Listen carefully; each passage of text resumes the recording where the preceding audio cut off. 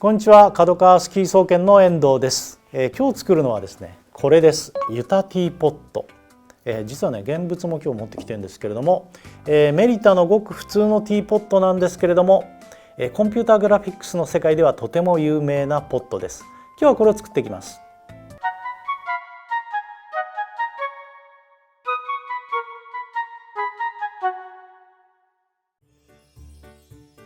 実はお皿や壺なんかを作る焼き物の世界でもティーポットが作れるようになったら一人前という話があるそうです。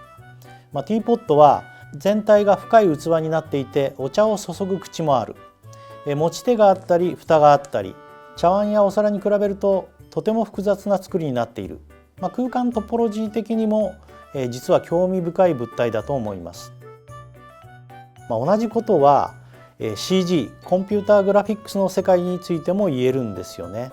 ティーポットという造形の中に膨らみがあったりパイプになっていたり、馬の蔵のように曲率が縦横で逆になっているような部分もある。そこで 3D グラフィックスで何かデータを表示するときに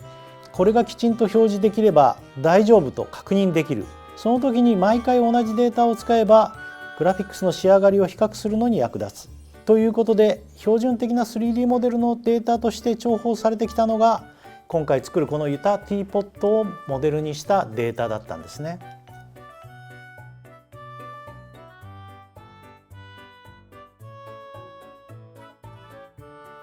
ユタティーポットと呼ばれる理由は1975年にユタ大学のコンピューターサイエンティストであるマーティン・ニューウェルという人物が自宅で使っていたティーポットを手作業で 3D モデルにして誰でも使っていいよというデータとして公開した。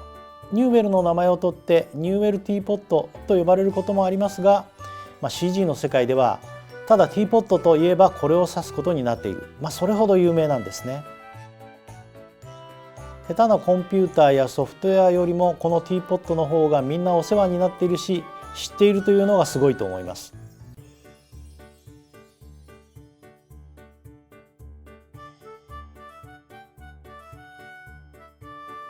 プログラミングの世界では、新しく言語を覚えた時に、まずはハローワールドという文字を表示させてみたりしますけれども、ちょうど同じような感じでですね、初めて触った CG のシステムで最初に出してみるのがこのティーポットというような感じなんですよね。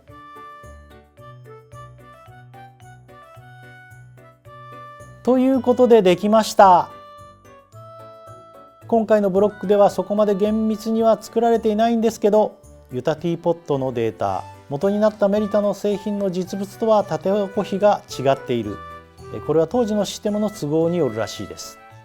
このティーポットなんですけれども Windows 98のスクリーンセーバーにこっそり出てきたりとかですね、映画のトイストーリーにも出てきていますよね。ということでコンピューターがある限りこのティーポットずっと使われ続けるんじゃないでしょうか。来週もやります。見てください。